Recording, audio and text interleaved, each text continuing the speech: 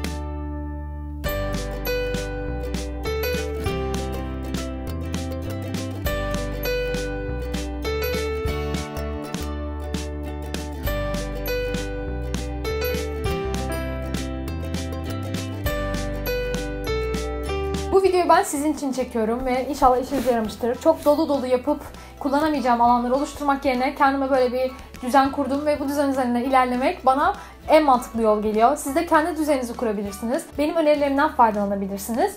Aynı zamanda tamamen farklı bir şey de yapabilirsiniz. Fakat bullet journal kullanmak gerçekten çok güzel bir şey ve güzel organize ediyor. Ben çok memnunum. Ajanda da kullanıyorum ve birkaç tane farklı konu içinde farklı şeyler kullandığım için bunu sadece YouTube'la ilgili konularda kullanıyorum. O zaman videomu beğenmeyi ve Haziran ayı ile ilgili konsept fikirlerini yorum olarak bırakmayı unutmayın. Kanalıma abone değilseniz de abone olun. Daha fazla kişiye ulaşabilmemiz için de arkadaşlarınızla paylaşmayı unutmayın. O zaman bir sonraki videoda görüşmek üzere. Hoşça kalın.